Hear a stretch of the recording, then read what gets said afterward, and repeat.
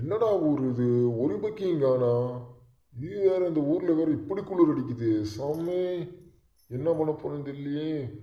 ஒரு 150 ரூபா இருந்தா கூட ஒரு கட்டிங்க போட்டு மல்லாக்கா படுக்கலாம். வர வழியில ஒரு ஒயின் ஷாப் வேற பார்த்தேன். இப்போ 50 ரூபா தான் இருக்கு. என்ன ஒன்று தெரியலையே. இந்த அவ்வளோ ஒரு பொட்டி கடை தெரியுது.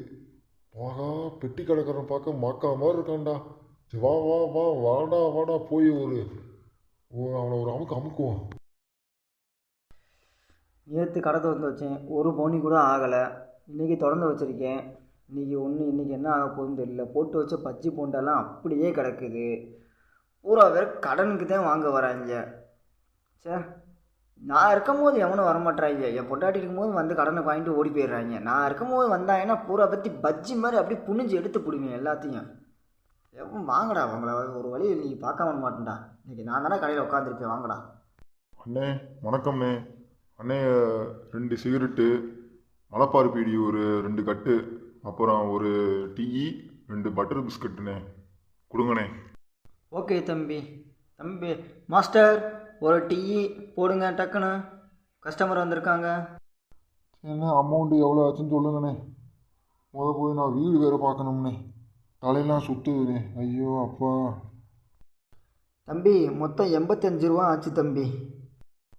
85 ரூபாயாண்ணே? அண்ணே, என்கிட்ட 50 ரூபா தானே இருக்குது. நான் ஒரு கொஞ்ச நேரம் கழிச்சு வேணால் வந்து அந்த 35 ரூபா கொடுத்துருண்ணே. இப்போ கொடுக்குறீங்களா? ஏன் தம்பி, என் நெத்தியில் என்ன இல்ச்சா பையன் எழுதியிருக்கா? வரையுமெல்லாம் கடனுக்கே வாங்கிட்டு போயிட்டுருக்கீங்க. டென்ஷன் ஏற்றாத தம்பி. பேசாமல் அப்படியே போயிரு. 50 ரூபாய்க்கு என்ன வேணுமோ அதை மட்டும் வேணால் நான் தாரேன். அதை மட்டும் வாங்கிட்டு வேணால் போயிட்டே இரு. அண்ணே, ரொம்ப கோவப்படாதீங்கண்ணே. வேணா என்னோடய ஆதார் கார்டு வேணால் தரேங்கண்ணே. அப்புறமேல 35 ரூபா கொடுத்துவிட்டு அந்த ஆதார் கார்டை வேணால் வாங்கிட்டு போயிங்கண்ணே. சரி, உன் ஆதார் கார்டை கொடு. என்ன செய்ய போகிறோன்னா, பார்க்குறதுக்கு எங்கள் சொந்தக்கார பையன் மாதிரி இருக்க. அதனால தான் உன்னை சரின்னு விட்றேன். கொடு. ஆனால் தம்பி, 35 ரூபாய்க்கு ஆதார் கார்டு கொடுக்குறவாரு உன்னைய மாதிரி ஒரு முட்டாப்பையில் உலகத்தில் பார்க்கலடா சாமி. என்னங்க, யார் இந்த பையன்? என்ன ஆதார் கார்டுன்னு என்னமோ பேசிகிட்டு இருக்கீங்க?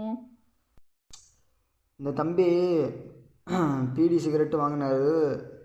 85 ரூபாய்க்கு 35 ரூபா கடன் ஆகிப்போச்சு.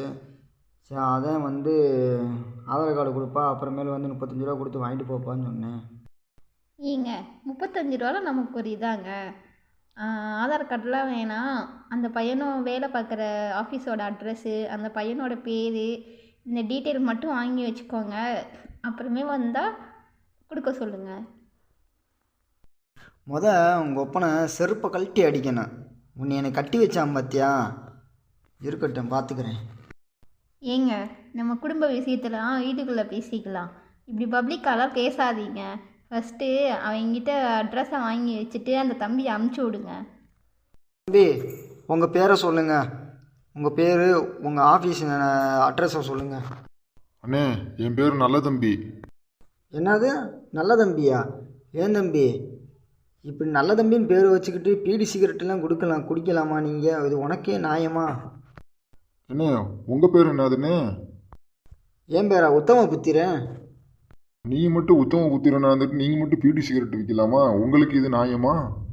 தம்பி, நான் ஏற்கனவே காண்டில் இருக்கேன். நீ தேவையில்லாமல் பேசிக்கிட்டு இருக்கேன் சரியா? பஜ்ஜி மாதிரி உனக்கு புனிஞ்சு எடுத்து பிடிவேன். பார்க்கறதுக்கு பஜ்ஜி மாதிரி தான் இருக்கு நீ.